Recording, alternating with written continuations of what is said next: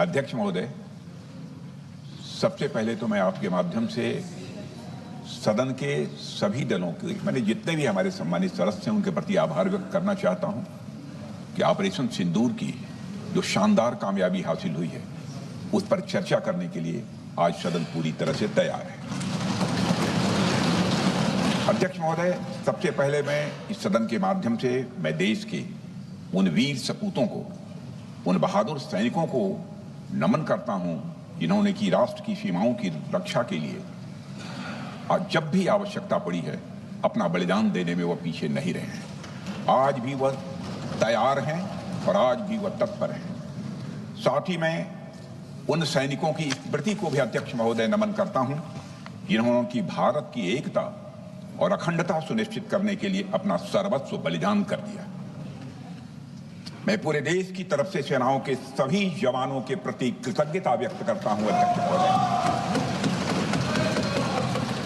अध्यक्ष महोदय, आज मैं आपकी अनुमति से ऑपरेशन सिंदूर से जुड़े कुछ महत्वपूर्ण तथ्यों और विषयों को सदन के समक्ष रखने के लिए यहां खड़ा हूं। अध्यक्ष महोदय, 6 और 7 मई 2025 को भारतीय सेनाओं ने ऑपरेशन सिंदूर के नाम से एक ऐतिहासिक सैन्य कार्रवाई को अंजाम दिया। यह केवल एक सैन्य कार्रवाई नहीं थी, बल्कि यह भारत की संप्रभुता, उसकी अस्मिता, देश के नागरिकों के प्रति हमारी जिम्मेदारी और आतंकवाद के खिलाफ हमारी नीति का एक इफेक्टिव और डिसाइसिव डिमॉन्स्ट्रेशन था। अध्यक्ष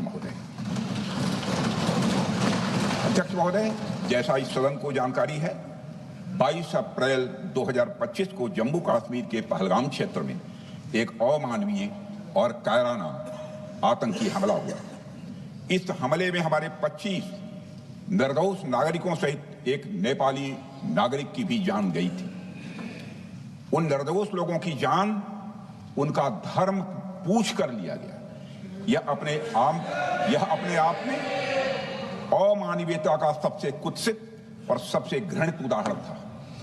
यह घटना भारत की सहन शक्ति की सीमा की भी मैं मानता हूं परीक्षा थी। अध्यक्ष महोदय, इस हमले के तुरंत बाद हमारे प्रधानमंत्री श्री नरेंद्र मोदी जी ने तीनों सेनाओं के प्रमुखों की एक उच्च स्तरीय बैठक की और उन्हें छूट दी गई कि वे अपने विवेक, स्ट्रेटेजिक अंडरस्टैंडिंग और रीजनल सिक्योरिटी सिचुएशन को ध्यान में रखते हुए वह निर्णायक कार्रवाई करें। इसके बाद हमारे सैन्य नेतृत्व ने न केवल अपनी मैच्योरिटी दिखाई, बल्कि उस स्ट्रेटेजिक विजडम का भी परिचय दिया जिसकी उम्मीद भारत जैसी एक रिस्पॉन्सिबल पावर से की जाती है। अध्यक्ष महोदय, ऑपरेशन सिंदूर को अंजाम देने से पहले हमारी सेनाओं ने हर पहलू का बहुत ही गहराई के साथ अध्ययन किया। हमारे पास कई विकल्प थे, लेकिन हमने उस विकल्प को चुना जिसमें आतंकवादियों और उनके ठिकानों को अधिकतम नुकसान पहुंचे और जिसमें पाकिस्तान के आम नागरिक को कोई क्षति न होने पाए, इस बात की भी हम लोगों ने चिंता की। अध्यक्ष महोदय, हमारी सेनाओं द्वारा की गई वेल कोऑर्डिनेटेड स्ट्राइक्स ने 9 टेररिस्ट इंफ्रास्ट्रक्चर टारगेट्स को प्रिसीजन के साथ, सटीकता के साथ हिट किया और इस सैन्य कार्रवाई में एक अनुमान के अनुसार 100 से अधिक आतंकवादी, मैं बहुत संभल कर बोल रहा हूं अध्यक्ष महोदय, हमारी फिगर गलत ना होने पाए, फिगर इससे बहुत अधिक है। 100 से अधिक आतंकवादी, उनके ट्रेनर, उनके प्रशिक्षक, उनके हैंडलर, लश्कर ए तोयबा और हिजबुल मुजाहिदीन जैसे आतंकवादी संगठनों से संबंधित थे। ये वही आतंकी संगठन हैं जिन्होंने पाकिस्तान की सेना और ISI का जिन्हें खुला समर्थन प्राप्त है। अध्यक्ष महोदय, 7 मई 2025 को रात्रि 1:05 भारतीय सशस्त्र बलों ने ऑपरेशन सिंदूर प्रारंभ किया, जिसमें पाकिस्तान और पाक ऑक्युपाइड कश्मीर में भारत के खिलाफ आतंकी गतिविधियों से जुड़े 9 स्थानों को निशाना बनाया गया। इसमें POK के मुजफ्फराबाद में सवाई नाला और सैयदना बिलाल कैंप, कोटली में मस्जिद अब्बास व मसबर रहील शाहिद कैंप, कोटली में गुलपुर कैंप, भिम्बर में बरनाला कैंप, कोटली में अब्बास कैंप और पाकिस्तान के पंजाब प्रांत में बहावलपुर, मुरिदके और सरजाल और मेहमुना जोया शामिल थे। इनमें से 7 आतंकी शिविरों को भारतीय सेना ने पूरी तरह से नष्ट कर दिया, जबकि भारतीय वायुसेना ने मुरिदके और बहावलपुर को नेस्त नाबूद किया, जो लश्कर-ए-तोयबा और जैशे मोहम्मद के केंद्र हैं। पूरा ऑपरेशन मात्र, अध्यक्ष महोदय, जानकर पूरे सदन को प्रसन्नता होगी कि विदिन 22 मिनट्स पूरा ऑपरेशन समाप्त और हमने आतंकवादियों को उनके घर में घुसकर मारा। सशस्त्र बलों ने हमारी माताओं और बहनों के सिंदूर का बदला लिया और प्रत्येक भारतीय इस भावना से ओतप्रोत हो गया। अध्यक्ष महोदय, मैं चाहूंगा कि पूरा सदन एक बार हमारे सेना के बहादुर जवानों के शौर्य और पराक्रम का। अध्यक्ष महोदय, यह सिंदूर की लाली शौर्य की कहानी है। यह सिंदूर की लाली शौर्य की कहानी है, भारत के मस्तक पर वीरता की निशानी है।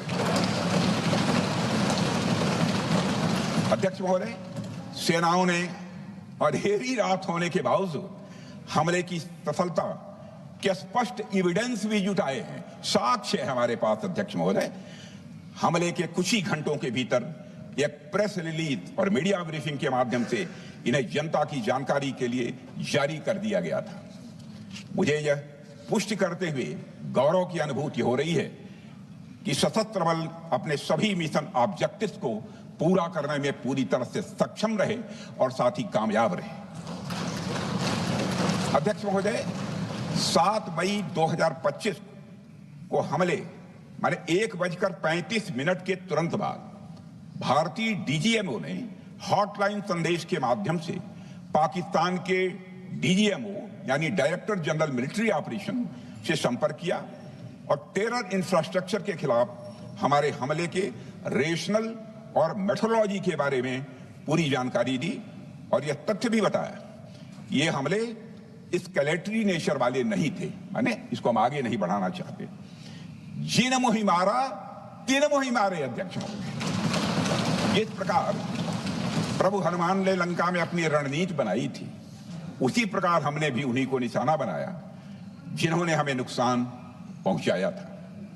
हालांकि पाकिस्तान ने इस रेशनल को समझने से इनकार कर दिया और अगले कुछ दिनों तक सिविलियन और सैन्य ठिकानों पर गोलीबारी करके बड़े पैमाने पर सीज फायर वायलेशन करके स्थिति को एस्केलेट करने की उसने कोशिश की। अध्यक्ष महोदय, 7-8 मई 2025 की रात को क्लियरली आइडेंटिफाइड आतंकवाद संबंधी ठिकानों पर हमारे सफल हमले के बाद पाकिस्तान ने स्थिति को एस्केलेट कर दिया और अनमैन्ड एरियल सिस्टम और अन्य साधनों का उपयोग करके भारतीय वायुसेना के बेसेस, भारतीय वायुसेना के सेंसर्स और सेना के फॉर्मेशन हेडक्वार्टर्स से लेकर ब्रिगेडों तक पर भी उसने हमला कर दिया। हालांकि हमारी इंटीग्रेटेड एयर डिफेंस ग्रिड और काउंटर यूएस ग्रिड ने इन हमलों को सफलतापूर्वक विफल कर दिया। अध्यक्ष महोदय,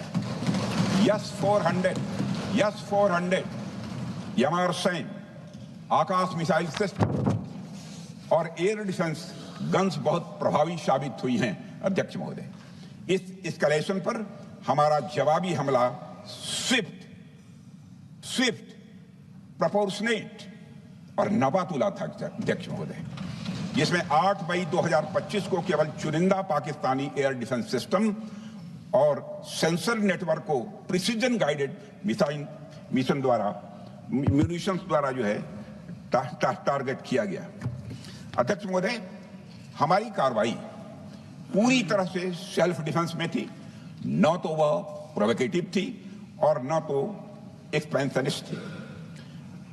पाक द्वारा ये हमले 7 मई 25 से लगातार चले और 10 मई 2025 को रात लगभग 1:30 पर पाकिस्तान ने बड़े पैमाने पर भारत के ऊपर मिसाइल, ड्रोन, रॉकेट और अन्य लॉन्ग रेंज वेपन्स का इस्तेमाल किया।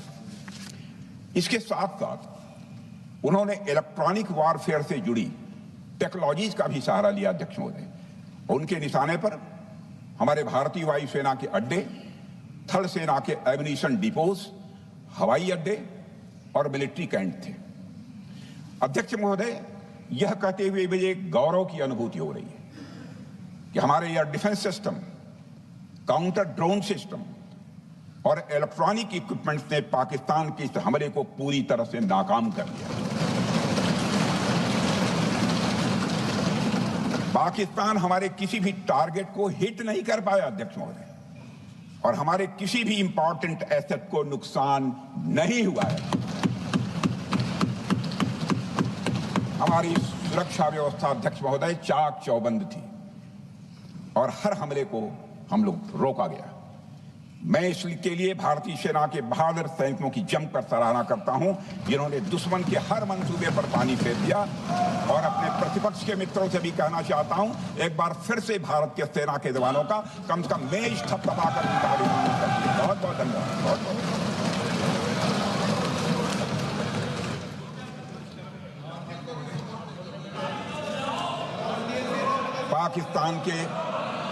पाकिस्तान के इस हमले के जवाब में हमारी कार्रवाई साहसिक थी, ठोस थी और प्रभावी थी।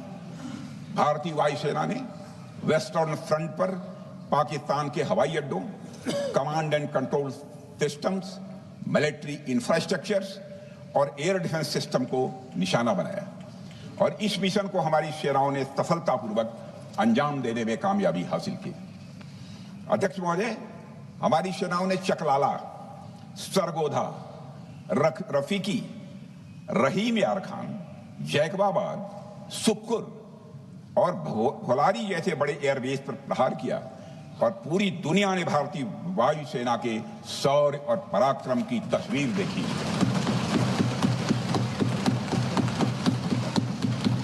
अध्यक्ष महोदय, ऑपरेशन सिंदूर ट्राई सर्विसेज कोऑर्डिनेशन का एक बेमिसाल उदाहरण था। जब भारतीय वायुसेना ने आसमान से हमले किए, हमारी थल सेना ने जमीन पर मोर्चा संभाल लिया। हमारे जवान नियंत्रण रेखा पर पूरी ताकत से डटे रहे और पाकिस्तान की हर हरकत का करारा जवाब दिया। अध्यक्ष महोदय, भारतीय नौसेना ने भी, लोग पूछते हैं भारतीय नौसेना का क्या रोल था, भारतीय नौसेना ने भी उत्तरी अरब सागर में अपनी तैनाती मजबूत कर दी। भारतीय नौसैनिकों ने पाकिस्तान को यह साफ संदेश दिया कि हम समुद्र से लेकर जमीन तक पाकिस्तान के हर महत्वपूर्ण ठिकानों पर प्रहार करने में न केवल सक्षम हैं बल्कि हम तैयार हैं। अध्यक्ष महोदय, इस ऑपरेशन का मकसद टेररिस्ट कैंप्स और उनके सपोर्टर्स को टारगेट करना, उन्हें नेस्त नाबूद करना था और यह साफ संदेश देना था कि भारत आतंकवाद के विरुद्ध जीरो टॉलरेंस रखता है। भारत ने कार्रवाई इसलिए रोकी क्योंकि कॉन्फ्लिक्ट के पहले और उसके दौरान जो भी पॉलिटिकल और मिलिट्री ऑब्जेक्टिव्स तय किए गए थे उसे हम पूरी तरह से हासिल कर चुके थे। इसलिए यह कहना, यह मानना कि यह ऑपरेशन किसी दबाव में रोका गया था, यह बेबुनियाद है और सरासर गलत है।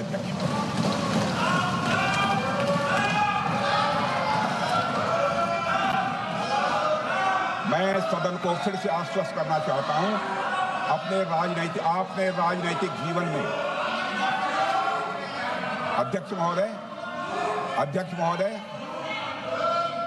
मैं आपके माध्यम से सदन को आश्वस्त करना चाहता हूं, अपने राजनीतिक जीवन में जानबूझकर कभी भी असत्य न बोलूं, इसकी भरपूर कोशिश की है मैंने, चाहे सदन हो अथवा सदन के बाहर। अध्यक्ष महोदय, मैं आपके माध्यम से सदन को यह भी अवगत कराना चाहता हूं,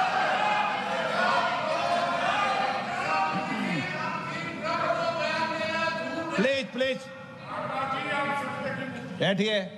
आप क्यों खड़े? अध्यक्ष महोदय, मैं आपके माध्यम से सदन को यह भी अवगत कराना चाहूंगा कि सीमा पार करना या वहां की टेरिटरी कैप्चर करना इस ऑपरेशन का उद्देश्य नहीं था। ऑपरेशन सिंदूर प्रारंभ करने का मकसद था अध्यक्ष महोदय उन टेरर नर्सरीज को खत्म कर देना जिन्हें पाकिस्तान ने बरसों से पाला पोसा था। और यह ऑपरेशन उन मासूम परिवारों को न्याय दिलाने के लिए लॉन्च किया गया था जिन्होंने पाक स्पॉन्सर्ड टेररिस्ट अटैक्स में अपने प्रियजनों को खोया था। हमारी सेनाओं ने सिर्फ उनको टारगेट किया जो इन आतंकियों को सपोर्ट करते हुए भारत पर हमला करने की कोशिश में लगातार शामिल थे। अध्यक्ष महोदय, ऑपरेशन सिंदूर का ओवरऑल पॉलिटिको मिलिट्री ऑब्जेक्टिव यह था कि आतंकवाद के रूप में प्रॉक्सी वार लड़ रहे पाकिस्तान को सजा दी जाए और इसी वजह से आर्म फोर्सेस को पूरी आजादी दी गई थी कि वे अपने टारगेट खुद चुनें और करारा जवाब दें।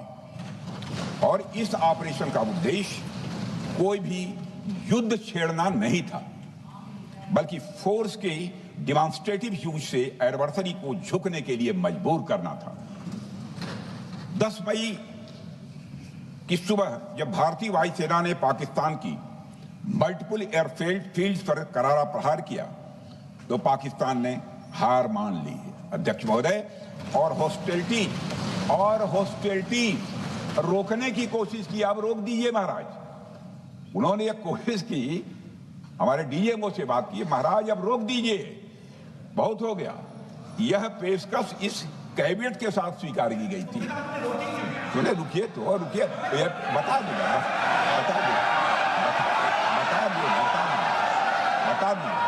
अब बैठ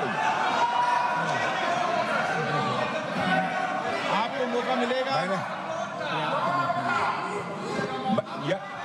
यह क्यों रुका इसका पहले ही मैं पूरी तरह से वर्णन कर चुका है अध्यक्ष महोदय। मैं नेता प्रतिपक्ष को बहुत सम्मान के साथ कहना चाहता हूं कि कृपया एक बार मेरा पूरा भाषण पूछ लें। आपको प्रश्न पूछने की पूरी आजादी है, आप पूछ सकते हैं, मैं उसका उत्तर दूंगा। अध्यक्ष महोदय, 10 मई की सुबह जब भारतीय वायुसेना ने पाकिस्तान की मल्टीपल एयरफील्ड्स पर करारा प्रहार किया तो पाकिस्तान ने हार मान ली और हॉस्टिलिटी रोकने की उन्होंने पेशकश की। यह पेशकश इस कैबिनेट के साथ स्वीकार की गई हम लोगों के द्वारा कि यह ऑपरेशन केवल पाज किया गया है, स्थगित किया गया है। यह ऑपरेशन समाप्त नहीं हुआ है अध्यक्ष महोदय। अगर पाकिस्तान की ओर से भविष्य में कोई भी मिस एडवेंचर हुआ तो यह ऑपरेशन अध्यक्ष महोदय, मैं सदन को आश्वस्त करना चाहता हूं, दोबारा प्रारंभ हो।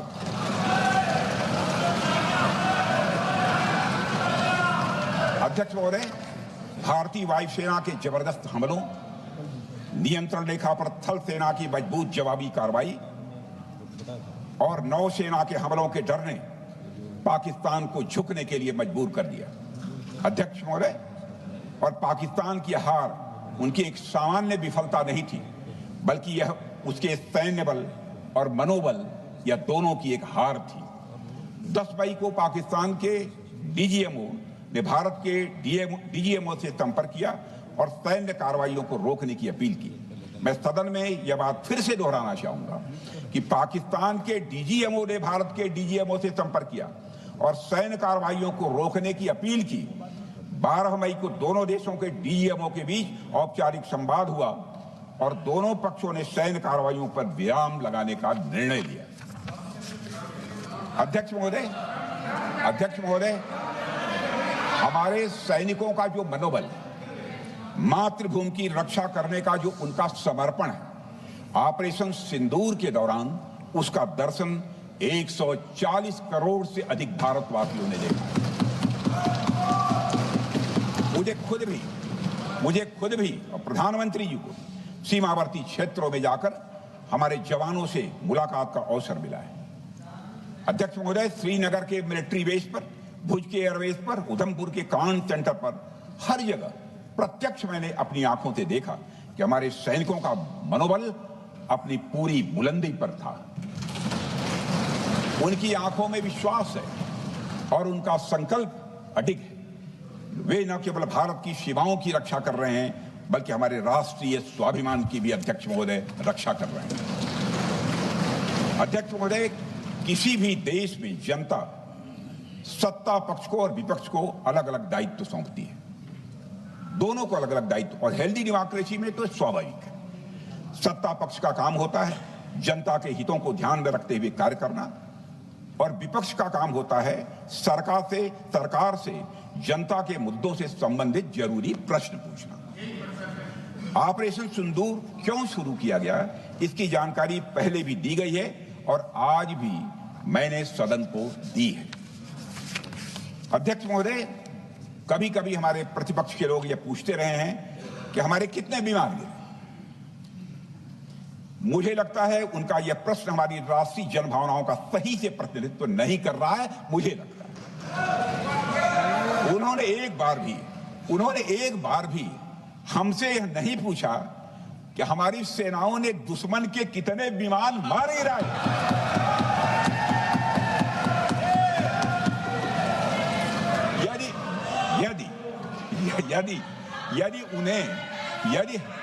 यदि उन्हें प्रश्न पूछना ही है अध्यक्ष महोदय, तो उनका प्रश्न यह होना चाहिए, क्या भारत ने आतंकवादी ठिकानों को तबाह किया? तो उसका उत्तर है हाँ।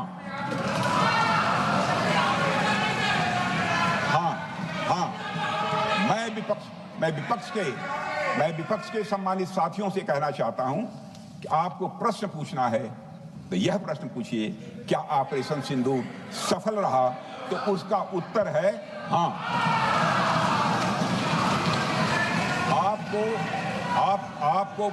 आपको प्रश्न पूछना है तो यह प्रश्न पूछिए कि जिन आतंकियों ने हमारी बहनों, हमारी बेटियों का सिंदूर मिटाया, क्या हमारी सेनाओं ने ऑपरेशन सिंदूर में उन आतंकियों के आकाओं को मिटाया? तो इसका उत्तर है हाँ। और आपको प्रश्न पूछना है तो यह पूछिए कि इस ऑपरेशन में क्या हमारे जाबाज सैनिकों को कोई क्षति हुई है? तो उसका उत्तर है नहीं। अध्यक्ष महोदय, लक्ष्य जब बड़े हो तो अपेक्षाकृत छोटे मुद्दों पर हमारा ध्यान नहीं जाना चाहिए। लक्ष्य बड़े हों तो छोटे मुद्दों पर, अपेक्षाकृत जो छोटे मुद्दे होते हैं कंपैरेटिवली, उन पर ध्यान नहीं जाना चाहिए, क्योंकि छोटे मुद्दों पर ही ध्यान देते रहने से देश की सुरक्षा और सैनिकों के सम्मान और उत्साह जैसे बड़े मुद्दों से ध्यान हट सकता है, जैसा कि विपक्ष के हमारे कुछ साथियों के साथ हो रहा है। अब चूंकि विपक्ष के मित्र ऑपरेशन सिंदूर को लेकर उचित प्रश्न नहीं पूछ पा रहे हैं, तो उन्हें मैं क्या बताऊं अध्यक्ष महोदय। मैं लगभग 4 डिकेड से अधिक समय से राजनीति में, सत्ता पक्ष हो या विपक्ष हो, अपनी पार्टी हो या दूसरी पार्टी हो, कभी भी किसी के साथ दलगत राजनीति को मैंने शत्रुतापूर्ण तरीके से जिंदगी में नहीं देखा है मैंने अध्यक्ष महोदय। इसलिए आज अगर विपक्ष प्रश्न पूछने में असफल है, मैं विपक्ष को उनके इस काम में थोड़ी सी मदद करना चाहता हूं। अध्यक्ष महोदय, मैं विपक्ष के अपने सम्मानित साथियों से ये कहना चाहता हूं कि यदि आज हम लोग सत्ता पक्ष में हैं, तो ऐसा नहीं है कि हम हमेशा सत्ता पक्ष में ही रहेंगे। यह आवश्यक नहीं है, किसी के लिए आवश्यक नहीं। एक लंबा समय हमने विपक्ष का काम किया है, एक लंबा समय हमने सरकारों से सवाल पूछने में लगाया है। जनता ने जब हमें विपक्ष में रहने का दायित्व सौंपा था, तो हमने विपक्ष में रहकर विपक्ष की भूमिका को बड़े ही सकारात्मक तरीके से निभाया भी है। अध्यक्ष महोदय, विपक्ष में रहकर हमने कैसे प्रश्न पूछे, इसके कुछ उदाहरण मैं यहां रखना चाहता हूं। 1962 में अध्यक्ष महोदय, चीन के साथ हुए युद्ध में जब दुखद परिणाम आया, तो हमने उस समय की सरकार से यह पूछे थे, लेकिन वह प्रश्न यह था कि हमारे देश की धरती पर दूसरे देश का कब्जा कैसे हुआ। हमने यह प्रश्न पूछा था कि हमारी सेना और हमारी जनता अपमानित क्यों हुई। हमने यह प्रश्न पूछा था कि बड़ी संख्या में हमारे सैनिक हताहत कैसे हुए। हमने यह प्रश्न नहीं पूछा कि हमारे टैंक, हमारी मशीनें, हमारी बंदूकें क्यों ध्वस्त हो गई, यह प्रश्न हम लोगों ने नहीं पूछा। मशीनों और तोपों की चिंता न करके, मशीनों और तोपों की चिंता न करके अध्यक्ष महोदय, हमने देश की टेरिटरी की चिंता की, हमने देश के सैनिकों की। इसी तरह 71 के युद्ध में, 71 के युद्ध में जब हमने पाकिस्तान को सबक सिखाया, मैं उस समय की सरकार को मैं बधाई देना चाहता हूं। हमने अपने राजनीतिक और सैन्य नेतृत्व की प्रशंसा की। हमने ये नहीं देखा कि किस दल की सरकार है, किस विचारधारा की सरकार है, इसकी चिंता नहीं की कभी। हमारे नेता अटल बिहारी वाजपेयी ने संसद में खड़े होकर उस समय के नेतृत्व की प्रशंसा की थी। हमने इस बात की खुशी जाहिर कि हमने अपने शत्रु को सबक सिखाया। हमने उस दौरान यह प्रश्न नहीं पूछा कि इस सबक सिखाने के दौरान में भारत के कितने प्लेन्स गिरे, भारत के कितने इक्विपमेंट्स बर्बाद हुए। यह प्रश्न अध्यक्ष महोदय उस समय भी हम लोगों ने नहीं पूछा। अध्यक्ष महोदय, यदि मैं इसे और भी प्रैक्टिकल तरीके से समझाऊं, तो किसी भी परीक्षा के परिणाम में रिजल्ट मैटर करता है।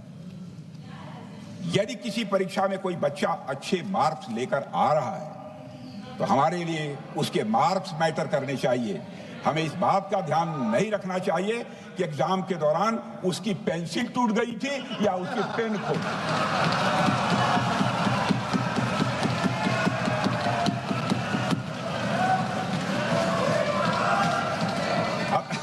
अध्यक्ष महोदय, अल्टीमेटली रिजल्ट मैटर करता है, और रिजल्ट यह है, अध्यक्ष महोदय, अल्टीमेटली रिजल्ट मैटर करता है, और रिजल्ट यह है अध्यक्ष महोदय कि ऑपरेशन सिंदूर के दौरान हमारी सेनाओं ने जो लक्ष्य निर्धारित किया था, उन लक्ष्यों को पूर्ण रूप से प्राप्त करने में हमने कामयाबी हासिल की। अध्यक्ष महोदय, भारत हमेशा से पाकिस्तान सहित अपने पड़ोसी देशों से मित्रता और सहयोगपूर्ण संबंध का सदैव इच्छुक रहा है। इसके लिए भारत की सभी सरकारों ने ईमानदारी से प्रयास भी किए हैं। वह चाहे आदरणीय लाल बहादुर शास्त्री जी हों, या अटल बिहारी वाजपेयी जी हों, या हमारे स्वर्गीय मनमोहन सिंह जी हों, या प्रधानमंत्री श्री नरेंद्र मोदी जी, सभी ने हमेशा चाहा है कि इस इलाके में शांति और समृद्धि बनी रहे। सभी ने यह चाहा। अध्यक्ष महोदय, यह बात हमारी सिविलाइजेशनल वैल्यूज के साथ मेल खाती है, इसलिए ऐसा हुआ। अध्यक्ष महोदय, पूरा विश्व जानता है कि पूर्व प्रधानमंत्री से अटल बिहारी वाजपेयी जी ने शांति का संदेश लेकर 1999 में लाहौर बस यात्रा की थी। वह सिर्फ एक यात्रा नहीं थी, वह यात्रा भारत की संस्कृति और शांति की प्रतीक थी। यह हमारे भारत की प्रकृति थी। लाहौर पहुंचकर से अटल बिहारी वाजपेयी जी ने मीनारे पाकिस्तान पर विजिटर्स बुक में जो लिखा था, जिसका जिक्र लोग आज भी करते हैं, और उन्होंने लिखा था, उसकी मैं चर्चा करता हूं। उन्होंने लिखा था कि मीनारे पाकिस्तान से मैं पाकिस्तान की जनता को यह विश्वास दिलाना चाहता हूं कि भारत अस्थायी शांति और मित्रता का आकांक्षी है। मैंने पहले भी कहा है और फिर भी कहता हूं, एक स्थिर और समृद्ध पाकिस्तान भारत के हित में है, इसमें कोई संदेह नहीं होना चाहिए। अध्यक्ष महोदय, यह हमारी सोच थी, यह हमारी शांति की पहल थी। यह पहल हमारी हजारों साल पुरानी सांस्कृतिक चेतना, हमारी नैतिक शक्ति और हमारी सभ्यता के उन मूल्यों से निकली थी जो शांति को शक्ति मानती है। अध्यक्ष महोदय, लेकिन हमारे शांति के प्रयास को हमारी नाइविटी, उदारता या सरलता समझ लिया गया। जब हम शांति के लिए कदम बढ़ा रहे थे, उसी वक्त पाकिस्तान कारगिल में घुसपैठ की साजिश रच रहा था। हम दोस्ती के राह पर थे तो वो षड्यंत्र की राह पर था। जब हम मामला खुलकर सामने आया तो हमारे वीर सैनिकों ने इस घुसपैठ के खिलाफ कार्रवाई करना प्रारंभ किया, और जब भारत की जीत सामने दिखाई दे रही थी तो पाकिस्तान ने परमाणु युद्ध की धमकी दे डाली। अध्यक्ष महोदय, तब हमारे तत्कालीन प्रधानमंत्री आदरणीय अटल बिहारी वाजपेयी जी ने कहा था पाक सेना के परमाणु हमले से भारत का तो कुछ नहीं बिगड़ेगा, लेकिन पाकिस्तान दूसरे दिन का सूरज नहीं देख पाएगा।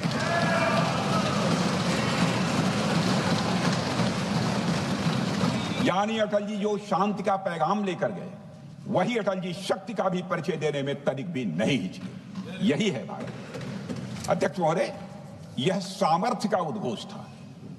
यह एक स्पष्ट संदेश था कि भारत शांति चाहता है, लेकिन अगर कोई हमारी संप्रभुता को चुनौती देगा तो उसका जवाब भी उतनी ही दृढ़ता से दिया जाएगा। अध्यक्ष महोदय, 2015 में जब हमारे प्रधानमंत्री मोदी जी ने लाहौर जाकर नवाज शरीफ से मुलाकात की, तो भारत ने फिर से दोस्ती का हाथ बढ़ाया। अध्यक्ष महोदय, हम वाकई में शांति की राह पर चलना चाहते थे, क्योंकि हमारी मूल प्रकृति बुद्ध की है, युद्ध की नहीं है। हमारी सरकार ने भी पाकिस्तान के साथ शांति स्थापित करने के अनेक प्रयत्न किए हैं, लेकिन बाद में हमने 2016 में सर्जिकल स्ट्राइक से, 2019 में बालाकोट में एयर स्ट्राइक से और 2025 के ऑपरेशन सिंदूर से हमने शांति स्थापित करने का दूसरा रास्ता अपनाया है। अध्यक्ष महोदय, अब हमारे प्रधानमंत्री श्री नरेंद्र मोदी जी और हमारी सरकार का स्टैंड बिल्कुल क्लियर है कि टेररिज्म और टॉक्स ये दोनों साथ नहीं चल सकते, क्योंकि सभ्य मुल्कों के बीच बातचीत होती है। अध्यक्ष महोदय, लोकतांत्रिक देशों में बातचीत होती है, पर एक ऐसा देश जिसके वजूद में लोकतंत्र का एक कतरा भी न हो और सिर्फ रिलीजियस फैनेटिसिज्म, टेररिज्म और हेट्रेड अगेंस्ट इंडिया हो, उसके साथ संवाद किसी भी सूरत में नहीं किया जा सकता, क्योंकि टेररिज्म की भाषा जो अध्यक्ष महोदय होती है, वह खून, डर और नफरत है, संवाद नहीं। गोलियों की आवाज में संवाद की आवाज दब जाती है। जहां खून बहता है वहां बातचीत की गुंजाइश अध्यक्ष महोदय नहीं बचती। अध्यक्ष महोदय, पाकिस्तान की वर्तमान स्थिति अब जग जाहिर है। जिस देश ने आतंक को अपनी विदेश नीति का औजार बना लिया, वह अंततः अपने ही जाल में फंस जाता है। पाकिस्तान की नीति और चरित्र को लेकर कोई भ्रम नहीं रहना चाहिए।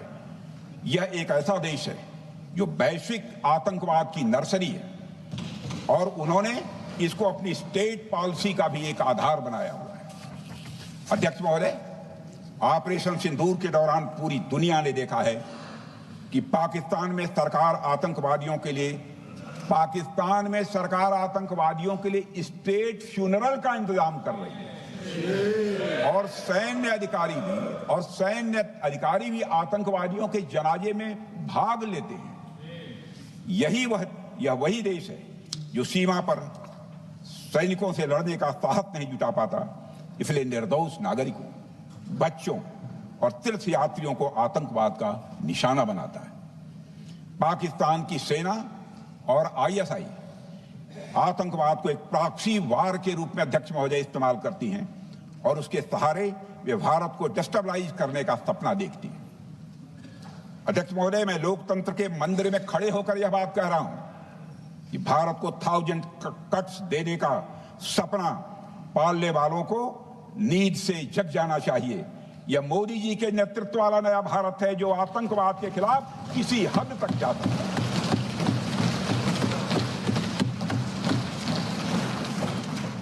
अध्यक्ष महोदय, आप भारत का इतिहास जानते हैं। देखिए, हमने कभी भी किसी की 1 इंच जमीन पर आज तक कभी कब्जा नहीं किया है। हम यह भी जानते हैं कि युद्ध अपनी बराबरी वालों से करना चाहिए। ऐसा गोस्वामी तुलसीदास जी ने लिखा है, और गोस्वामी तुलसीदास जी कहते हैं कि नीति ऐसी ही होनी चाहिए, प्रीति और बैर बराबरी वाले से ही करनी चाहिए।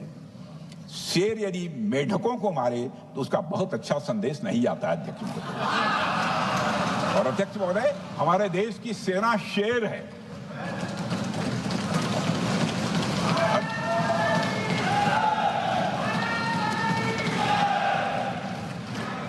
अध्यक्ष महोदय, पाकिस्तान जैसा देश जो साइज, सामर्थ्य, शक्ति और समृद्धि में हमारे आसपास भी नहीं है, उस मुल्क से कैसा मुकाबला? जो मुल्क अपने अस्तित्व के लिए दूसरों पर आश्रित हो, उसके मुकाबले का मतलब है अपना स्तर कम करना। हमारी नीति है आतंकवाद के खिलाफ प्रभावी कार्रवाई करना। हमारा पाकिस्तान विरोध उनकी आतंकवाद की नीति के कारण है, इसलिए पाकिस्तान का हमारा विरोध है। अध्यक्ष महोदय, हम अगर शांति की आशा के लिए हाथ बढ़ाना जानते हैं तो अशांति फैलाने वाले हाथों को उखाड़ना भी जानते हैं। अध्यक्ष महोदय, अगर शांति के प्रयास करना हम जानते हैं तो दुष्टों को जो भाषा समझ में आए उसी भाषा में समझाना भी जानते हैं। सठे साक्ष्यम समाचरित, अर्थात दुष्ट के साथ दुष्टता का ही व्यवहार करना पड़ता है कभी कभी। अध्यक्ष महोदय, हमने भगवान कृष्ण से सीखा है कि शिशुपाल की 100 गलतियां माफ की जा सकती हैं, पर अंत में धर्म की रक्षा के लिए सुदर्शन चक्र उठाना ही पड़ता है। हमने पार्लियामेंट का अटैक सहा है अध्यक्ष महोदय, 2008 का मुंबई अटैक सहा है, झेला है, लेकिन अब हमने कह दिया है इनफ इज इनफ। अब हमने सुदर्शन चक्र उठा लिया है अध्यक्ष महोदय। अध्यक्ष महोदय, हमारी प्रवृत्ति भगवान राम और भगवान कृष्ण से प्रेरित है, जो हमें शौर्य भी सिखाती है और धैर्य भी सिखाती है। इस सीख का अध्यक्ष महोदय, इस सीख का हम प्रधानमंत्री नरेंद्र मोदी जी के नेतृत्व में हमारी विदेश और अपनी रक्षा नीति में सीधा प्रयोग कर रहे हैं। आज भारत पहले दोस्ती का हाथ बढ़ाता है, लेकिन अगर कोई देश धोखा दे तो उसकी कलाई भी मरोड़ना जानता है। अध्यक्ष महोदय, हमारी नीति स्पष्ट है कि हमने एक समय लाहौर बस यात्रा की भाषा में बात की थी तो पाकिस्तान ने हमारी उस भाषा को नहीं समझा, तो अब हम उन्हें बालाकोट स्ट्राइक की भाषा में जवाब देंगे। अध्यक्ष महोदय, भारत के लिए शांति हमारी प्रायोरिटी है, हमारी प्राथमिकता है और हमारी शक्ति उसका आधार है। भारत के लिए शांति प्राथमिकता है और हमारी शक्ति उसका आधार है। यह शक्ति हमारे सामर्थ्य से पैदा हुई है अध्यक्ष महोदय, और यह सामर्थ्य पिछले 11 साल में कई गुना बढ़ गया है। मैं ये नहीं कहता हूं पहले नहीं था, पहले था, लेकिन अब कई गुना बढ़ गया है। आज भारत विश्व की चौथी सबसे बड़ी अर्थव्यवस्था है और अभी आई मॉर्गन स्टैनली के रिपोर्ट के मुताबिक 2028 तक विश्व की तीसरी सबसे बड़ी अर्थव्यवस्था बनने की ओर भारत चल रहा है। अध्यक्ष महोदय, आर्थिक उन्नति के साथ साथ भारत के रक्षा क्षेत्र में 2014 से उल्लेखनीय परिवर्तन, रिमार्केबल चेंज आया है। आज का भारत डिफेंस सेक्टर में आत्मनिर्भरता, सेल्फ रिलायंस और स्वदेशी उत्पादन की दिशा में तेजी से आगे बढ़ रहा है। अध्यक्ष महोदय, आज हम हर दृष्टि से समर्थ भी हैं और सक्षम भी हैं। अध्यक्ष महोदय, मैं सदन को यह भी जानकारी देना चाहता हूं, उसके बाद जब प्रश्न पूछा गया हमारे सारे चीफ से, सीडीएस से, डिफेंस सेक्रेटरी से, क्या ऑपरेशन के लिए तैयार हैं, क्षण भर की देर नहीं लगाई, सबने बोला यस सर।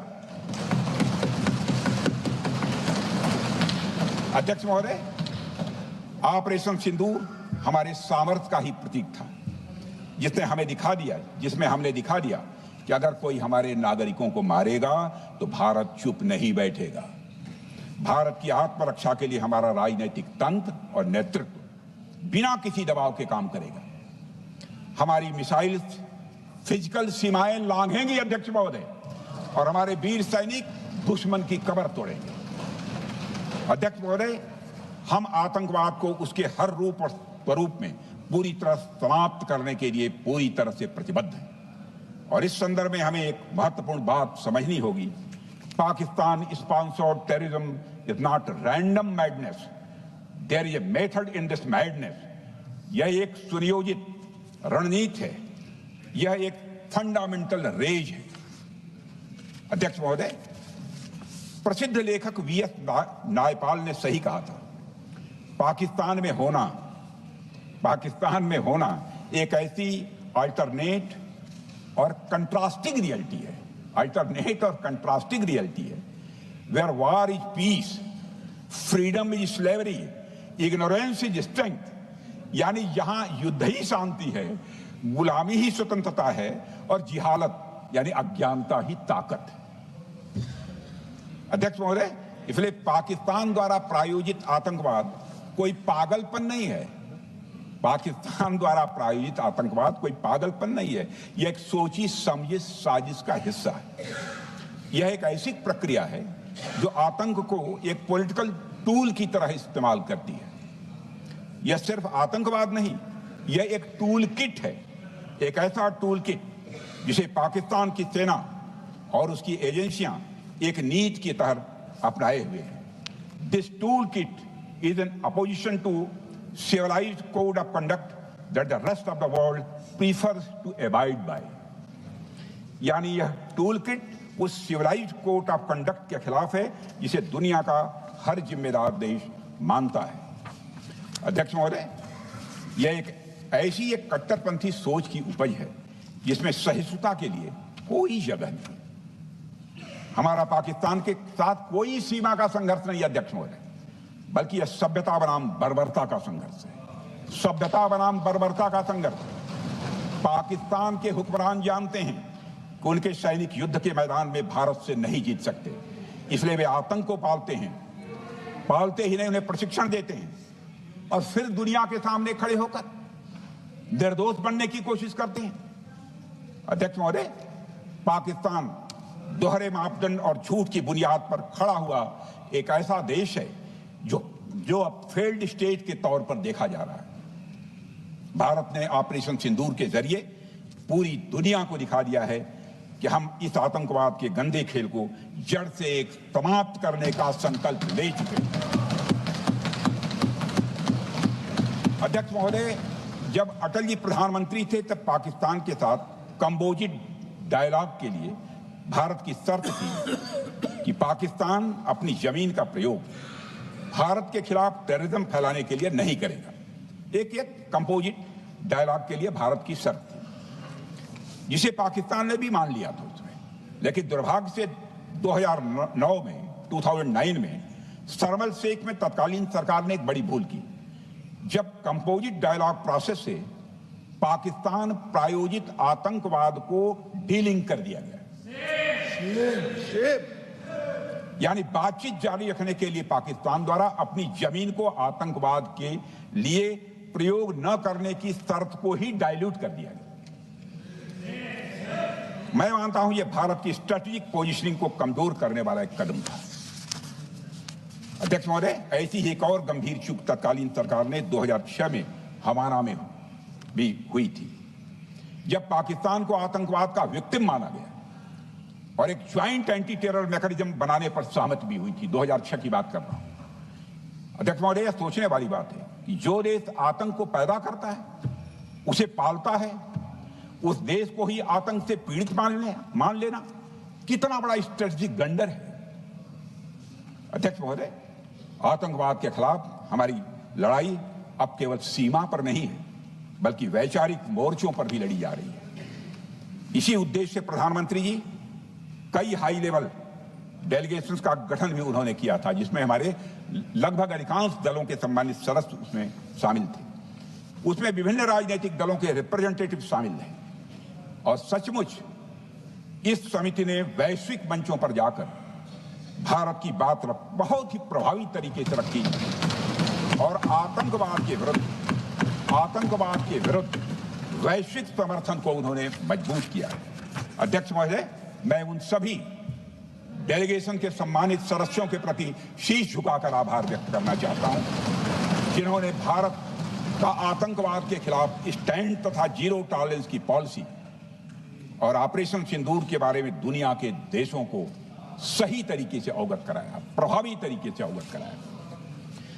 अध्यक्ष महोदय, ऑपरेशन सिंदूर को लेकर सर्वदलीय बैठक भी हुई। I am very happy to tell the house that during Operation Sindoor, All the political parties of the country kept aside all ideologies and differences and showed solidarity with the nation, with the soldiers and with the government. फिर इसके लिए आभार व्यक्त करता हूं। मुझे लगता है यही इस देश के लोकतंत्र की खूबसूरती है। अध्यक्ष महोदय, जैसा कि हमारे माननीय प्रधानमंत्री मोदी जी ने भी कहा है कि ऑपरेशन सिंदूर अभी रुका है, समाप्त नहीं हुआ है। यदि आवश्यकता पड़ी, यदि पाकिस्तान फिर किसी नापाक हरकत की कोशिश करता है तो हम और भी कठोर और निर्णायक कार्रवाई करने के लिए तैयार हैं। अध्यक्ष महोदय, ऑपरेशन सिंदूर के माध्यम से पाकिस्तान के मन में भारत को लेकर जो बहुत बड़ी गलतफहमी थी वह हमने दूर कर दी है। और मेरी दूर थोड़ी बहुत बची यदि भई होगी तो उसको भी दूर कर देंगे। अध्यक्ष महोदय, मुझे महाकवि राष्ट्र कवि रामधारी सिंह जी दिनकर की कुछ पंक्तियां याद आती हैं। अध्यक्ष महोदय, क्षमाशील हो रिपु समक्ष, तुम हुए बिनत जितना ही, दुष्ट कौरवों ने तुमको कायर समझा उतना ही। अध्यक्ष महोदय, भारत ने न केवल अपनी सैन्य क्षमता का प्रदर्शन किया, बल्कि अपनी राष्ट्रीय दृढ़ता, नैतिकता और राजनीतिक कुशलता का भी परिचय दिया है। भारत अब किसी भी आतंकी हमले का निर्णायक और स्पष्ट उत्तर देगा। अध्यक्ष महोदय, हमने एक नई लक्ष्मण रेखा खींच ली है। अब आतंकवाद को आश्रय और समर्थन देने वालों को कोई शरण नहीं मिलेगी। और अध्यक्ष महोदय, भारत किसी भी तरह के न्यूक्लियर ब्लैकमेलिंग या दबावों के आगे अब झुकने वाला नहीं है।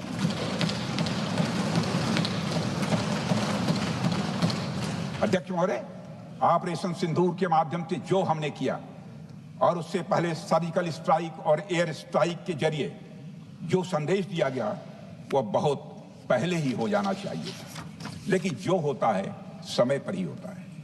अध्यक्ष महोदय, हमारी सरकार ने आतंकवाद के खिलाफ हमारी जीरो टॉलरेंस की नीति को दुनिया के हर मंच पर पूरी तरह से स्पष्ट कर दिया है और हम उस पर कोई समझौता किसी भी सूरत में नहीं करने वाले हैं। अभी कुछ सप्ताह पहले मुझे शंघाई कोऑपरेशन ऑर्गेनाइजेशन की डिफेंस मिनिस्टर्स मीटिंग में जाने का अवसर मिला। वहां जो डिक्लेरेशन तैयार किया जा रहा था उसमें आतंकवाद पर भारत का स्टैंड डाइल्यूट हो रहा था। हमने साफ कह दिया कि जब तक आतंकवाद के मुद्दे पर भारत का स्टैंड रखा नहीं जाएगा, हम किसी ज्वाइंट स्टेटमेंट पर साइन नहीं करेंगे और इसकी वजह से वहां कोई ज्वाइंट स्टेटमेंट नहीं आया। अध्यक्ष महोदय, इसका परिणाम क्या? अब देखिए, हमारे प्रधानमंत्री जी ब्रिक्स की बैठक में ब्राजील गए, करिश्मा किया है हमारे प्रधानमंत्री। तो चीन की मौजूदगी में जो ज्वाइंट डिक्लेरेशन आया उसमें जम्मू और कश्मीर में हुए आतंकी हमले को कंडेम भी किया गया।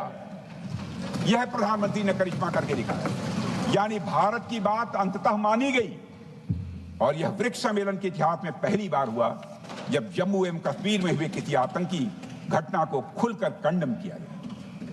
मैं इस सदन को याद दिलाना चाहता हूं, 2008 में मुंबई में इतनी बड़ी आतंकी घटना हुई, मगर उस समय की सरकार को जो प्रभावी कार्रवाई करनी चाहिए थी वो नहीं हो पाई। लेकिन उसमें सबसे दुखद और आश्चर्य की बात है, कई वर्ल्ड फोरम, इंटरनेशनल फोरम पर जो उसका कंडेमनेशन होना चाहिए, जो उसकी निंदा की जानी चाहिए, वह भी जितना होना चाहिए नहीं हो पाया। अध्यक्ष, यदि आप उस घटना के बाद हुए ब्रिक्स सम्मेलन के डॉक्यूमेंट्स उठाकर देख लीजिए, मुंबई आतंकी हमले का कहीं जिक्र भी नहीं है। और अध्यक्ष महोदय, जब केंद्र में प्रधानमंत्री मोदी जी के नेतृत्व में सरकार बनी तब जाकर कहीं के हालात कुछ बदलने शुरू हुए और साल 2017 में हुए ब्रिक्स सम्मेलन में पहली बार 2017 में हुए ब्रिक्स सम्मेलन में पहली बार आतंकवाद से लश्कर और जैश जैसे आतंकवादी संगठनों को जोड़ा गया। यह भी अपने में करिश्माई काम था। यह परिस्थिति इसलिए बनी क्योंकि इसके ठीक एक साल पहले उरी की घटना के भारत की सेनाओं ने सीमा पर जाकर सर्जिकल स्ट्राइक की थी। हमने दुनिया को बताया कि आतंकवाद के खिलाफ हम सरहद के इस पार भी मारेंगे और जरूरत पड़ी तो आतंकियों के घर में घुसकर भी मारेंगे। यह बदलाव प्रधानमंत्री मोदी जी के नेतृत्व में आया है। अध्यक्ष महोदय, यह वही नीति है जो पहले की सरकारों को भी अपनानी चाहिए थी। उन सरकारों को जिनके शासनकाल में भारत ने सबसे भीषण आतंकी हमलों का सामना किया, जिनमें 2008 का मुंबई हमला आज भी हर हिंदुस्तानी के जहन में बैठा हुआ है, जिंदा है, एक न भूलने वाली त्रासदी के रूप में जिंदा है। अध्यक्ष महोदय, मैं श्री प्रणब मुखर्जी जी ने अपनी किताब द कोलिशन ईयर्स में लिखा है, मेरे पास है भी, कोलिशन ईयर्स में लिखा है कि जब मुंबई अटैक हुआ था, प्रणोदा ने लिखा है, जब मुंबई अटैक हुआ था, India had evidence that the terrorist came from Karachi port. Pakistan के नॉन स्टेट एक्टर्स के बहाने पूरी दुनिया में, नॉन स्टेट एक्टर्स के बहाने को पूरी दुनिया में कोई मान नहीं रहा था। उन्होंने लिखा है प्रणोदा ने, and I quote, amid heated debates within the cabinet, there was a demand for military intervention which I rejected. यह उन्होंने लिखा, मैंने नहीं लिखा है, अनकोट। अध्यक्ष महोदय, भारतीय विदेश सेवा के एक वरिष्ठ अधिकारी ने भी अपनी किताब में इस बात की पुष्टि की है, जिनका नाम है अजय बिसारिया, और वो शायद फॉरेन सेक्रेटरी थे, कि मुंबई हमले के तुरंत बाद एक उच्च स्तरीय बैठक हुई थी जिसमें तत्कालीन विदेश मंत्री प्रणोदा ने पूछा व्हाट शुड बी डन। तो विदेश सचिव शिवशंकर मेनन जी ने सुझाव दिया कि भारत मोरदके में लश्कर तोयबा के मुख्यालय पर क्रूज मिसाइल से हमला कर सकता है। यह सुनकर प्रणोदा ने चश्मा उतारकर साफ किया और सभी अधिकारियों को धन्यवाद देकर बैठक समाप्त कर दी। अध्यक्ष महोदय, उस समय की सरकार ने जो सही समझा वो किया, पर मैं मानता हूं कि अगर तब की सरकार ने भी 2016 सर्जिकल स्ट्राइक, 2019 एयर स्ट्राइक जैसे निर्णायक और कठोर कदम उठाए होते तो पाकिस्तान की स्ट्रेटजिक कैलकुलस बदल सकती थी। एक पावरफुल और डिसाइसिव एक्शन पाकिस्तान और उनकी सेना के द्वारा इस 500 टेररिस्ट ऑर्गेनाइजेशंस के लिए बड़ा डिसइंसेंटिव साबित हो सकती थी। अध्यक्ष महोदय, 2008 में मुंबई हमलों के बाद उस समय की सरकार ने सिर्फ बातचीत का मार्ग चुना था। मैं स्पष्ट करना चाहता हूं, यह कोई आलोचना नहीं है अध्यक्ष महोदय, न उस सरकार की, न उस समय के प्रधानमंत्री की, और न ही उन नेताओं की। उस समय की लीडरशिप को जो सही लगा उन्होंने वह निर्णय लिया। अध्यक्ष महोदय, बस मैं इतना ही कहना चाहता हूं कि आज का भारत अलग सोचता है और अलग तरीके से काम करता है। हमारा मानना है यह आपका प्रतिद्वंदी आतंक को रणनीति बना चुका हो और बातचीत की भाषा नहीं समझता हो तो standing firm and being decisive के अलावा कोई विकल्प नहीं बचता है। अध्यक्ष महोदय, आज हमारे प्रधानमंत्री मोदी जी के नेतृत्व में भारत वह देश नहीं रहा जो पहले था। Today doziers have been replaced by decisive action.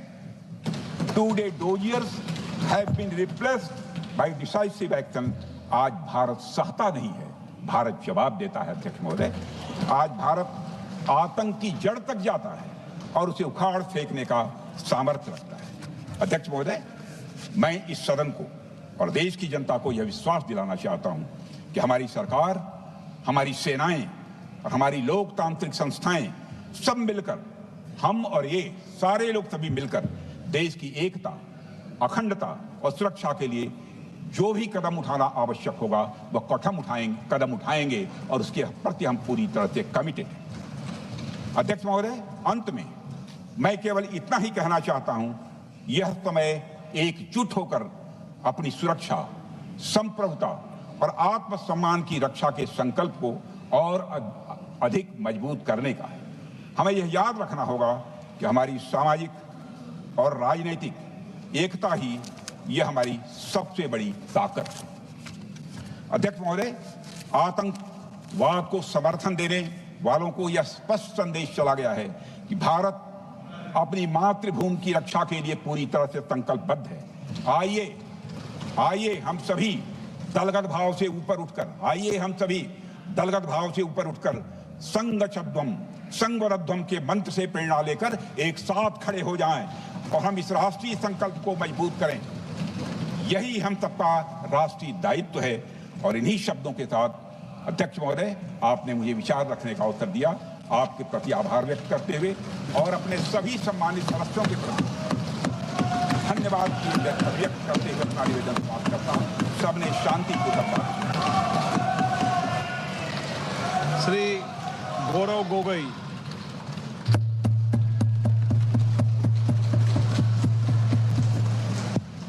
धन्यवाद अध्यक्ष महोदय। आज हम इस विशेष चर्चा में भाग लेने के लिए खड़े हुए हैं और ये चर्चा इसलिए हो रही है क्योंकि हाल में ही जो युद्ध हुआ वो एक सूचना का युद्ध था। एक प्रकार